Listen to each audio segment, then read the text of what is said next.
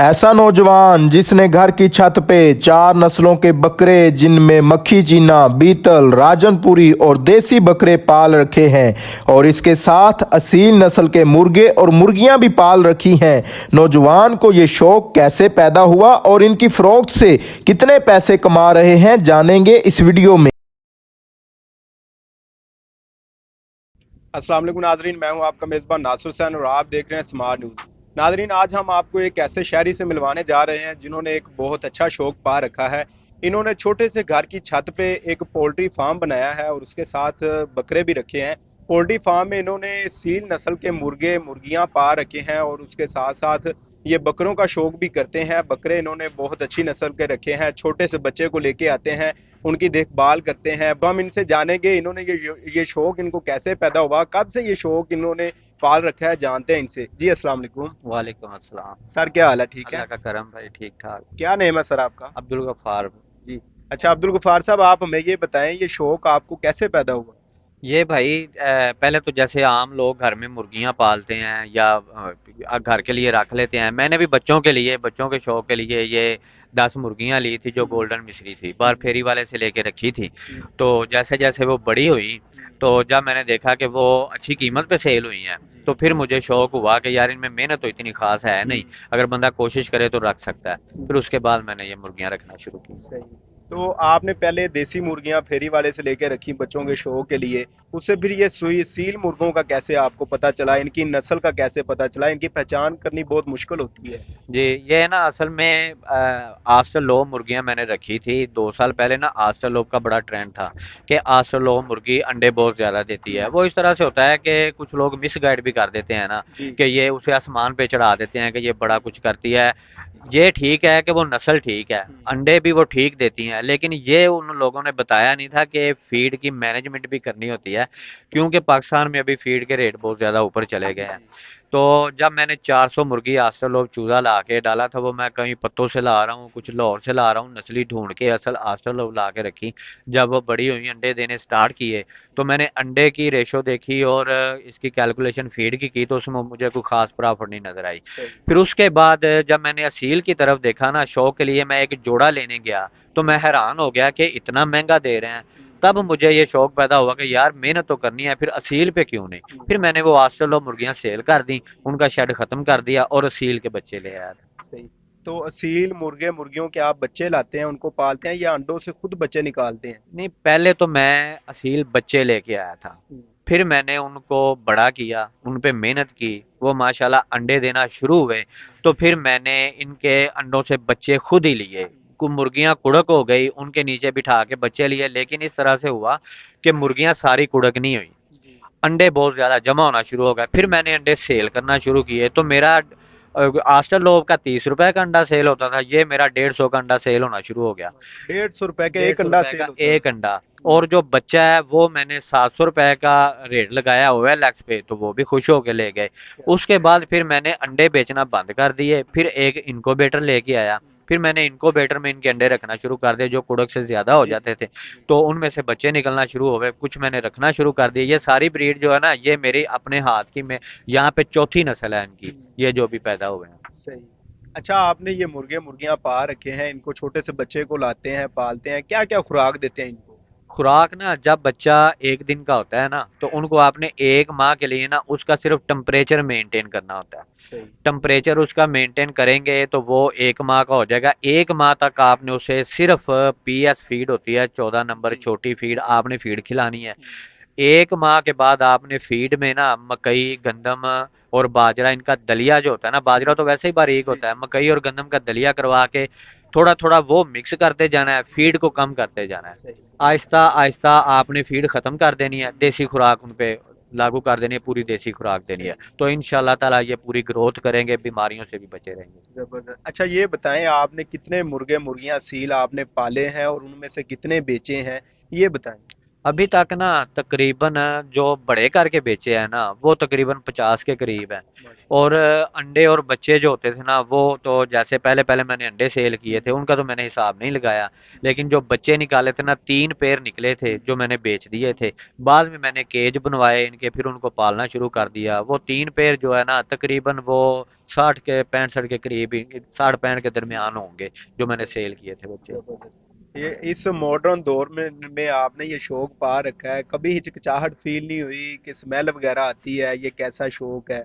नहीं, वो उसमें पता है क्या होता है कि शुरू में इस तरह की प्रॉब्लम फेस करना पड़ी थी, जी। लेकिन फिर जैसे मैंने केज बना लिए, केज बना के उनका फिर इंतज़ाम मैंने जो खुराक और पानी का था बाहर कर दिया केज का, वो बाहर निकालते हैं, मुंह खाते हैं, ज़ाया नहीं करते, ना अंदर पानी गिरता है, गंद भी नहीं डलता। फिर उसके बाद इनके नीचे मुझे पता चला कि चावल का छिलका बिछाएं तो वो आहिस्ता आहिस्ता बारीक होता जाता है, एक एक माह तक ना इनकी स्मेल आती है, ना कुछ सफाई करने की ज़रूरत होती है, तो इस तरह से फिर वो मैनेज हो जाता है। अच्छा, ये वाइट मुर्गे हम देख रहे हैं बड़े प्यारे, ये कितनी प्राइस का सेल हो जाता है? ये ना अगर अभी ये 8 माह के बच्चे हैं, इनके पाँव के कील जो है ना अभी छोटे छोटे हैं, अभी ये बच्चे हैं, लेकिन अगर इनको हम ये नस्ल वाइज होता है। अभी ये बच्चे हैं लेकिन बहुत बड़े नजर आ रहे हैं हाँ, माशाल्लाह। ये फिर इनकी ग्रोथ भी होता है ना कि ये अगर ग्रोथ करते हैं माशाल्लाह 3 3 किलो इनका वजन हो चुका है, अभी 8 माह के बच्चे हैं।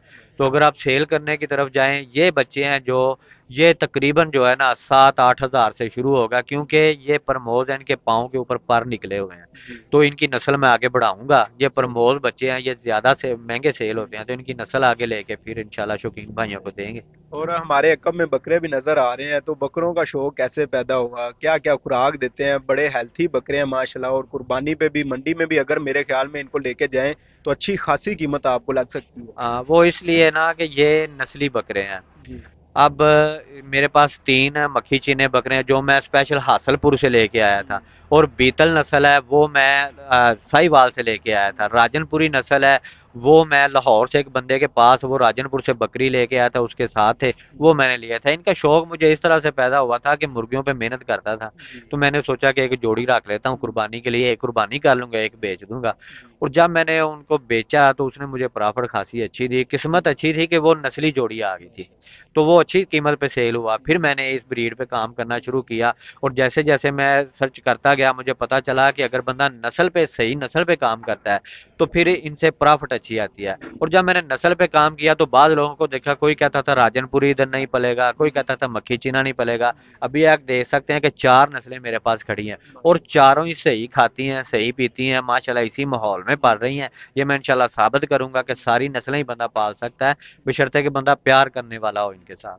अच्छा, आप मुझे ये बताएं, आप शहर में रहते हैं, ये मैं बड़ा मुतासर हुआ हूँ आपकी मैनेजमेंट देख के। ये आपने चारे के लिए अलहदा जगह है, नीचे फटियां बिछाई हुई हैं, ये सारा कैसे मैनेज किया? आप तो शहर के हैं, शहरियों को इतना पता भी नहीं होता कि जानवर को कैसे पालना है, ये कैसे सारी चीजें मैनेज हुई? ये भाई इस तरह से होता है कि जब आपको शौक पैदा होता है ना, फिर आपकी नीयत साफ हो जानवर के साथ, जी। इनको आप प्यार करें, तो फिर खुद ब खुद रास्ते खुलते जाते हैं। अभी आप यकीन करेंगे कि 16 दिन हो गए मैंने इनकी सफाई नहीं की। इस तरह की मैनेजमेंट की है, फट्टे नीचे बिछाए हैं कि जो गंद होता है नीचे चला जाता है। ये सर्दियों में भी सूखी जगह पे बैठेंगे, ऊपर तरपाल कर दो, रात को ओस भी नहीं पड़ेगी।